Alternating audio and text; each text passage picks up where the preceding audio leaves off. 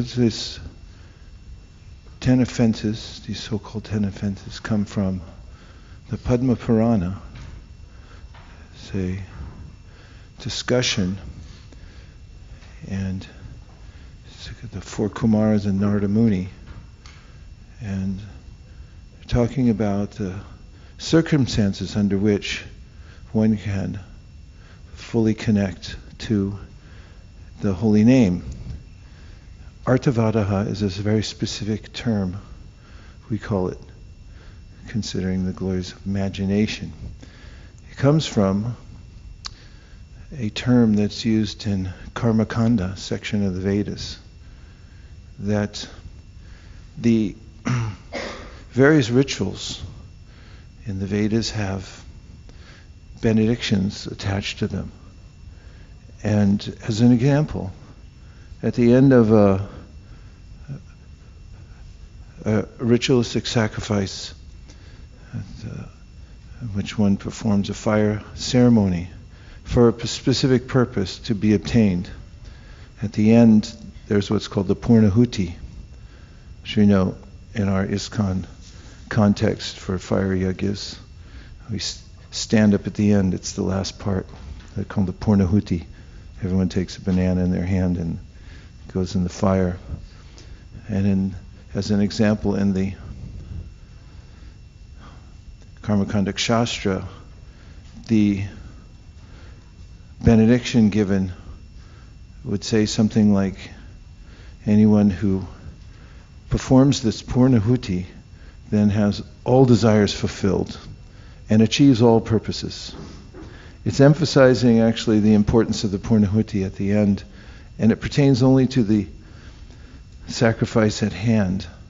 But someone that then may say that what is this Purnahuti benediction that it says everything will be achieved?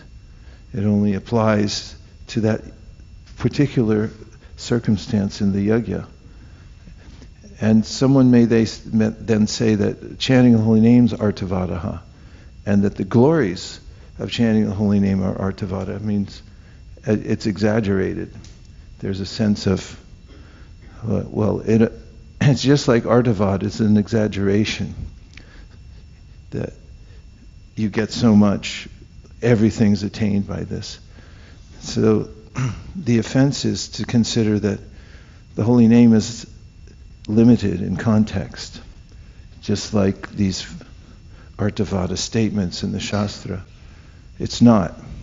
There is no time at which the holy name is not significant, potent, and there's no circumstance under which it will not have its effect. Unlike certain sacrifices, if you do them improperly, they may not yield the result that's promised. So the admonition there is, don't consider this to be an ordinary statement or an exaggerated statement and think that, the glories of the holy name, that anyone who says the holy name will be delivered.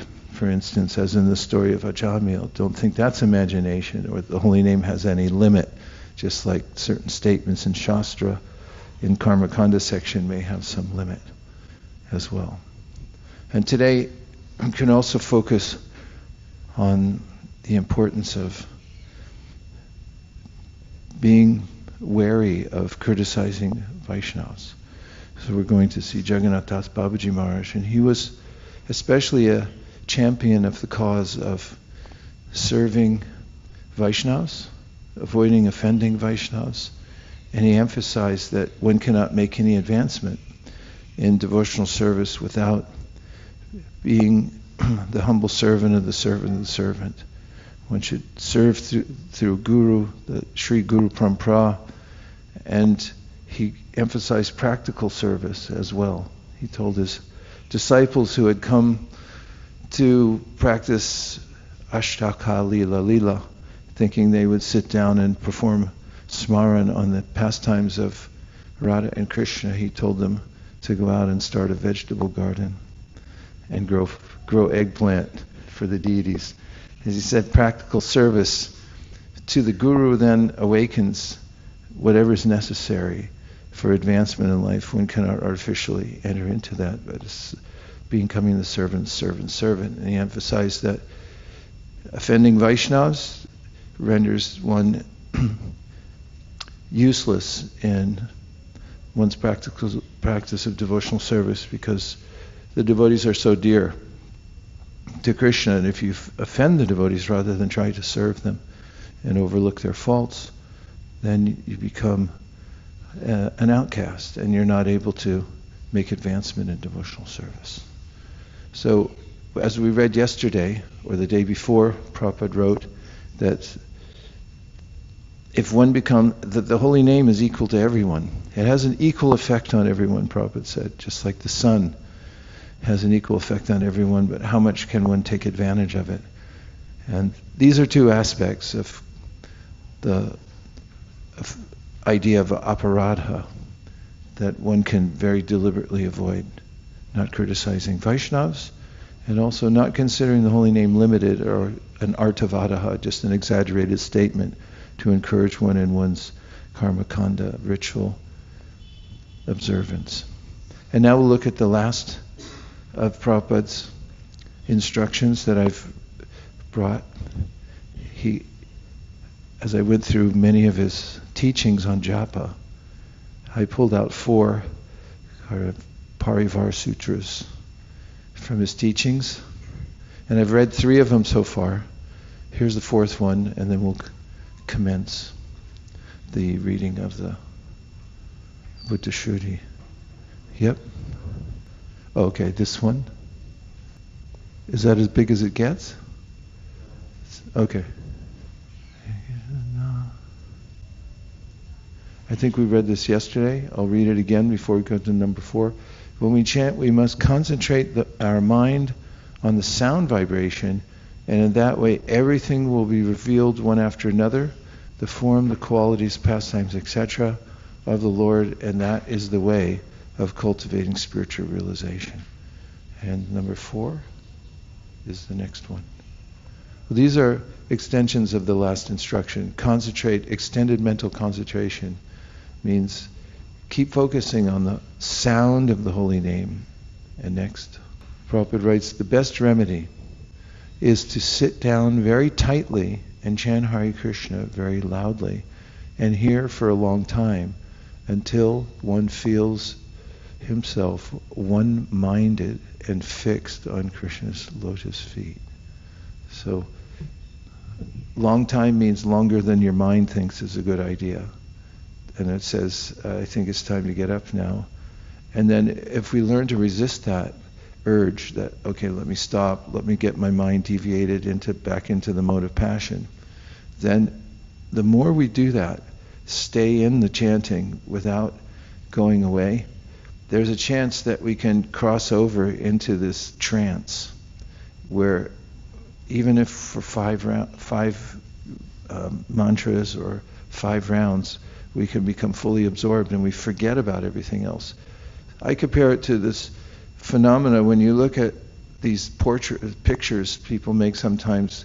It just looks like a mass of circles and squiggles and things, but if you stare at it long enough, all of a sudden you notice, you cross over. If you relax and just don't try to interpret it, your mind goes into this form where they see, oh, it's a landscape. There's cows and flowers and things like that.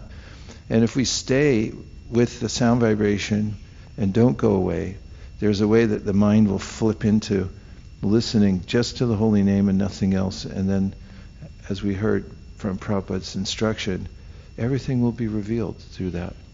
So this is the best remedy, the remedy for the mind afflicted by rajas, which is the problem. And if we can practice being one-minded and fixed on Krishna's lotus feet, then we'll find success in chanting japa. And that's a huge victory because most people struggle their whole lives with japa.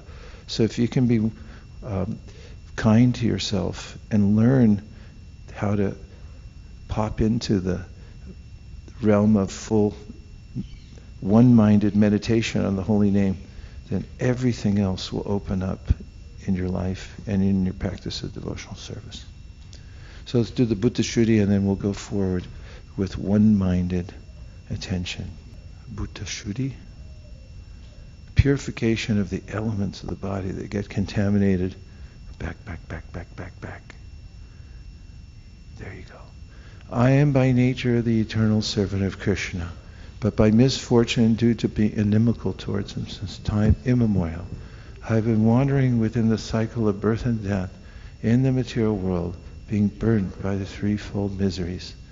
Now, as a result of some unimaginable good fortune, by the mercy of my spiritual master, I know that I am an infinitesimal living being, completely apart from the gross and subtle body.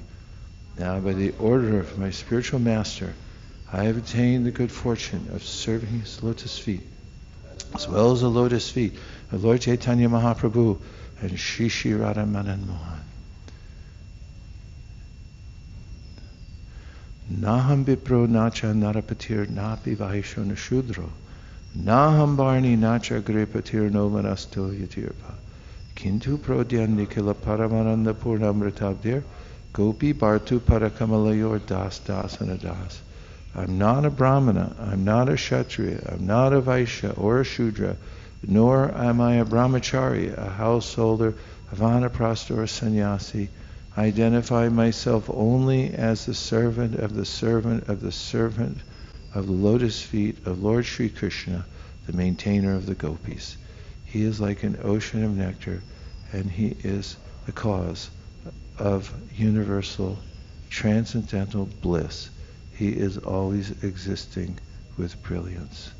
And if you take a moment to make your intention known to Krishna before you start chanting, and then chant with intention, then you'll be connected. A simple sankalpa that Prabhupada gave is, O my Lord, O energy of the Lord, please engage me in your service. If you pray for that, it's right in line with the mood of Srila Prabhupada and the chanting of Hare Krishna. Jai Shri Krishna Chaitanya Prabhu Nityananda Shri Advaita Gadadhara Shivasari Gaura Bhaktivinoda. When you chant, you don't have to work so hard except for be aware that you're chanting. And you may notice that you're chanting, you're just pulling the string, but your mind's somewhere else. If you notice that, just bring your awareness back to the chanting and be aware, I'm chanting now. And just stay in the mantra, as the mind is inevitably going to go off somewhere else. So be aware. And notice if you're aware somewhere else, this is going, string's pulling, mind is some other part of the universe, and then just bring it back and focus on the holy name and keep practicing. Hare Krishna. Hare Krishna.